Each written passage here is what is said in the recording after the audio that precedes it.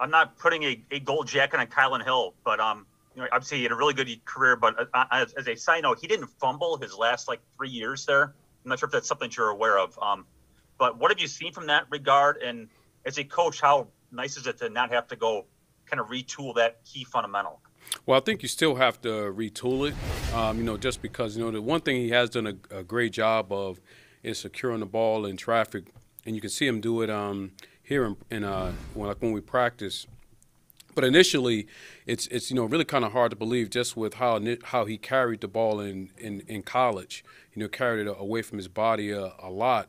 But he just had that great presence of mind to know that anytime the defense started to close in on him, he was ready to secure it. So I'm always going to go about it the same way, as though I treat every back as though they have an issue, because I think that's important just to try to reinforce that particular skill set. I mean, look at Jamal Williams; he never fumbled here in all of his 4 years here, but I still treated him as though he was a guy that ran with the ball and was vulnerable for it to come out.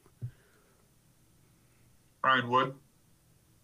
What kind of tandem do you think you have there with AJ and Aaron? We've seen Aaron and Jamal a lot. Obviously, we haven't seen much of Aaron and AJ. What do you think you've got there?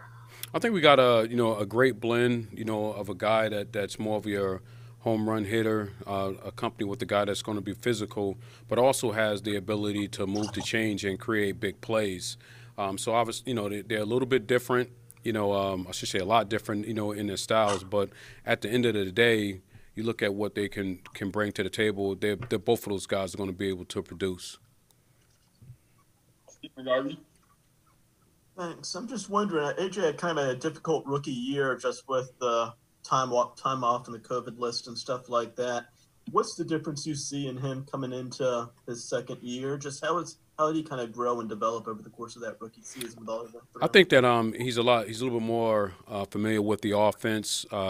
Definitely more familiar with his surroundings, both physically and mentally, and he also he sees the opportunity that he has in front of him, and I think a lot of times that's enough to really add a extra spark to a guy and how he goes about his business. So he's really excited about the opportunity, and I think that's the biggest thing that I see with him is that he knows that we're going to lean on him a lot more this year than what we did last year, and it's extremely important for him to want to feel like he's an asset for this team. So I think that's why you see the jump in, the energy that he's giving out there, the excitement that he has, the eagerness, to get out there, play and produce.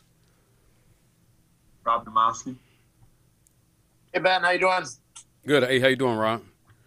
Good. So, speaking of guys who don't fumble a lot, I mean, Aaron Jones has never really had a big problem, but that one in the NFC Championship game, that obviously was his last carry of that game and got hurt. Is there anything just because of the fact that it was his last play of last season that you have to worry about with a carryover effect with him? And have you guys talked about that at all? If anything, I mean, it was a negative play. Obviously, the guy caught him at the right time.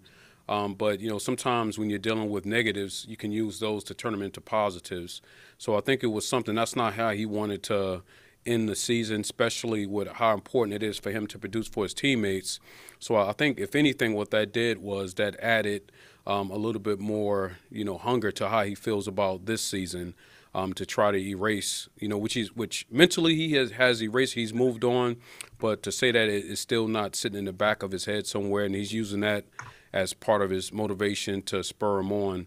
I think that if anything, that's what you're seeing now with him, is that eagerness to get back in that game and be back in that situation. Wes Hawkwitz. Hey, Ben, hope you're doing well. With Patrick Taylor last year, obviously when you guys signed him, you kind of knew it was going to be like a redshirt situation. How did you handle that? And after getting to know him over the past year, what do you think you have in that guy? Well, you got a guy that's really, for such a young player that just coming into the league, is as professional as somebody that has played in this league for 6 or 7 years. I mean, his notes that he takes are outstanding. His recall to what we're doing on offense and understanding defenses are great. So from that standpoint, you already have a really good trust in him. So now it's just a matter of, physically him getting out there on the field. I've been pleased with everything he's done so far, but really you won't know until we get to the preseason when he actually starts playing, and that's what all these guys that we haven't seen, when they start playing real football against real competition in terms of what you have. But, right now I can say I'm excited about having him and putting him in that position where he's actually playing physical football. Mike Spofford. Hey, Ben.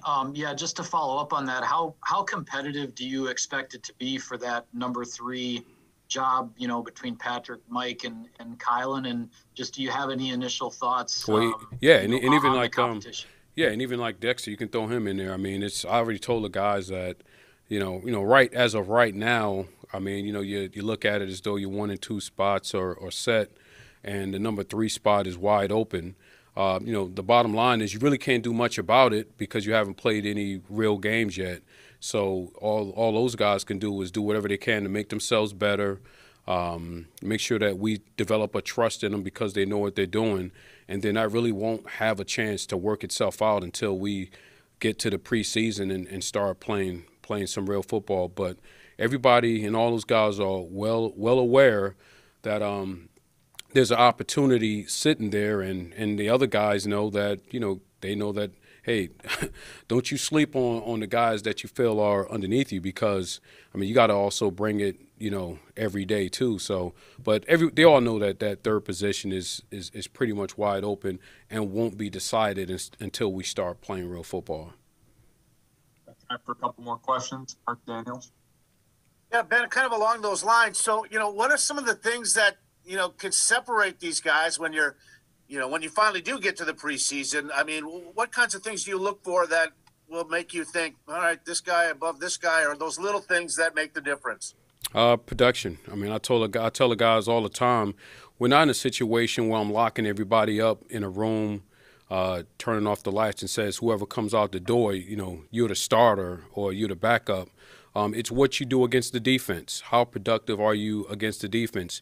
And each guy has their own different style to affect the game. And the bottom line is going to be is, they're competing against each other, but in actuality, they're competing against the guys lined up across for them. So the guys that are going to be more effective against the guys lined up across from them, those will be the guys that'll have that opportunity to move up in the depth chart, earn a roster spot, and play a lot in the game. So there's no real magic, oh, man, this guy's fast or this guy's break. It's how productive are you when you're in the game. That's not only running the ball, it's catching the ball, it's how are you in protection. Can we trust you in the game to do the right thing? So it's all those facets that kind of make up our decision. Reminder, if any media need Coach Alton, he's going on the other Zoom line. We got one more question here for Jason Willie. Hey, Ben, how are you, sir? Good, and yourself? Good, thank you.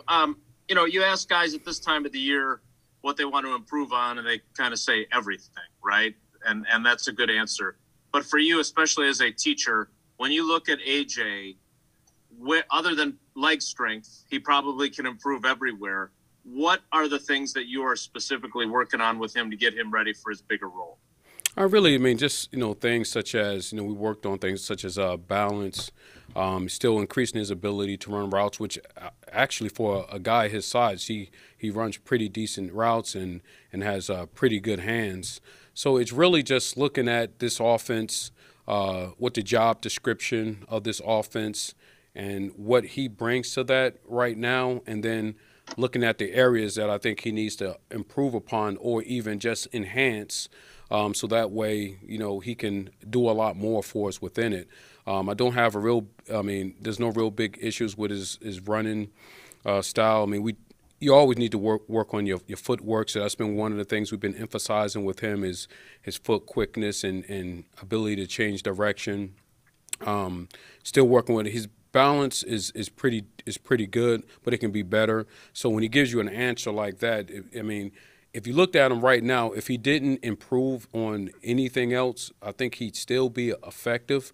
But for him, we're trying to get him to the next level. So that's why when he makes the statement on everything, that means that everything we're trying to enhance so that way he can truly be a weapon for us in this offense.